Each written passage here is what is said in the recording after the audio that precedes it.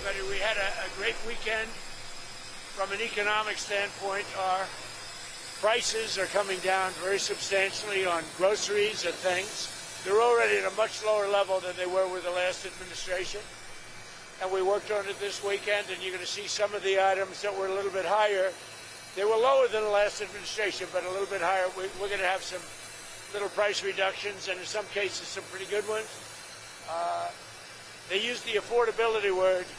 The affordability is much, much better with this. And again, I go to Walmart and other companies, and in every case, it's about 25% that a meal, a Thanksgiving meal and surroundings are 25% lower than it was under the Biden administration. That's a big fact, and that comes from Walmart and others that do that. Okay? Any questions? Any update on Venezuela, Mr. President? On Venezuela, update?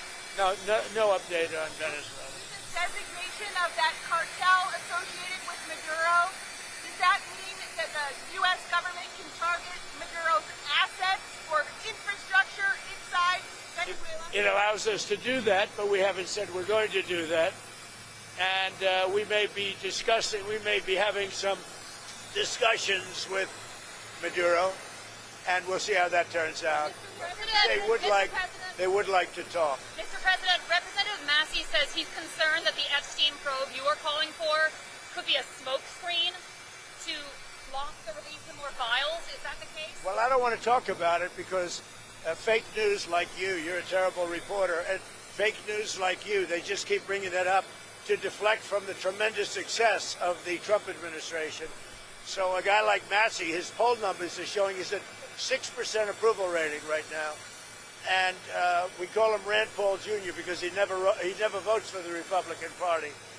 So they're using Jeffrey Epstein as a deflection from the tremendous success that we're having as a party. Mr. President, on Venezuela, you said they want to talk. You said Venezuela wants to talk. What does that mean? Venezuela would like to talk. What does it mean? You tell me. I don't know. You want to talk to them? I talk to anybody. I talk to you, right? I talk to anybody. We'll see what happens. Green says her life could be in danger because of the rhetoric. Her life is in danger? Who's that? Marjorie Taylor Greene, she says. Marjorie Taylor Greene. I don't think her life is in danger. Frankly, I don't think anybody cares about her. Okay, what about affordability of health care? Are you negotiating with lawmakers on health care ahead of a vote next? I am. We're negotiating with lawmakers, and I've had personal talks with some Democrats. I can't tell you who they are. I just don't want to do that. It's not fair to them. About paying large amounts of dollars back to the people. You know, this was my idea. It came up during that. You know, oftentimes under times of stress, like the shutdown, you come up with great ideas that you wouldn't have thought of before. The insurance companies are making a fortune. Their stock is up over 1,000% over a short period of time. They are taking in hundreds of billions of dollars, and they're not really putting it back, certainly not like they should. So when I see this, and when I've seen this over the last pretty short period of time, I said, why do we just pay this money directly to the people of our country and let them buy their own health insurance? And you know, I made that statement, and I made it a little bit cavalierly, but it sounded good. And everybody has picked it up, including Democrats. And I am talking to some Democrats right now about doing that. People love it. We're going to take the money, well, if it gets approved, we're going to take the money, we're going to pay it back to the people of our country to go out and buy health insurance. Now, they can put it in a health account. We can do it a lot of different ways. But they buy their own health insurance. They can negotiate price. And it's going to be locked so they can't go out and buy a Cadillac.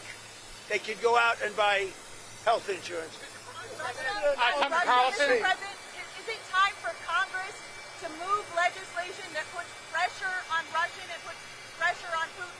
Well, I hear they're doing that, and that's okay with me. They're passing legislation, or the Republicans are putting in legislation that very tough, it's sanctioning, et cetera, on any country doing business with Russia. They may add Iran to that, as you know. I suggested it.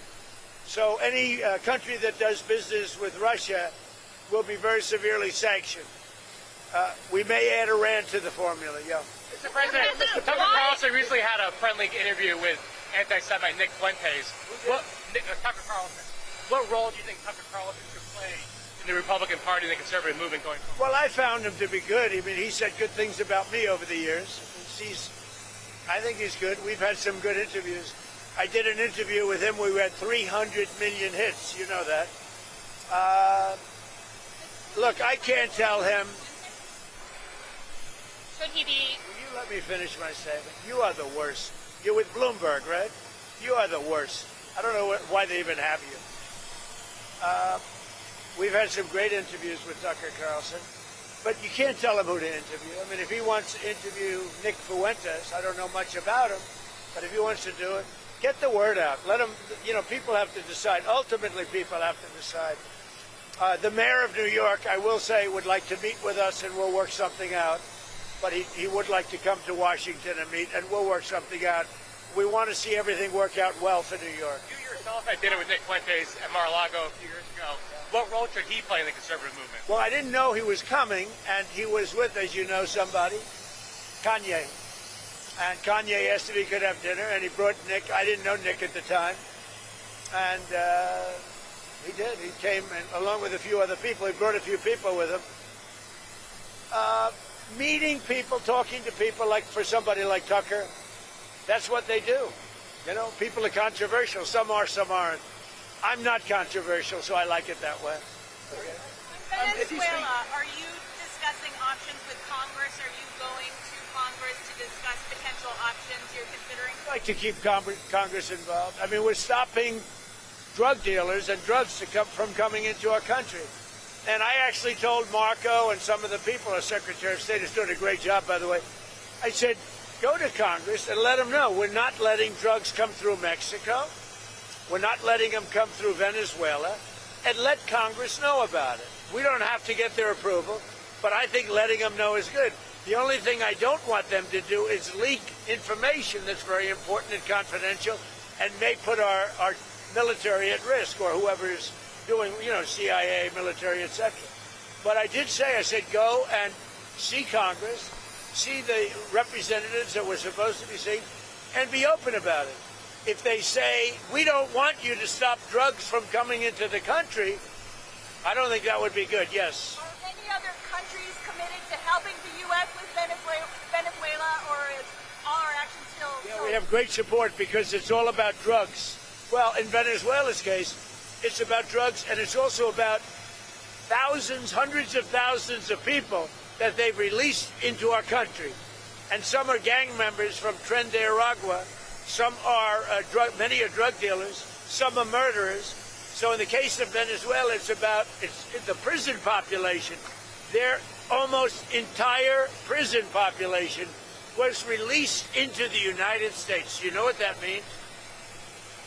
Their prison population was released into the United States. And we're getting it out. We're doing an amazing job. We have a strong border now. We have everything. Our country's doing so well. But what the Biden administration did to our country should never be forgotten. And the single worst thing they did is allow 20 or 25 million people to pour into our country. People from prisons, drug dealers, mental institutions, bad people, gang members, to allow that to happen to the United States, totally unchecked and unvetted, should never be forgotten. What they've done to our country is a very big thing. But we are correcting it. We have strong borders now. We have a great economy. The prices are coming down. The Democrats like to use the word affordability, but their affordability was terrible. The problem with the Democrats, they lie. They do it so well. They talk about affordability. But I'm the one that's getting the prices down. As an example, they had the highest inflation in the history of our country. I have it down now to a normal level, and it's going down further. Thank you very much, everybody.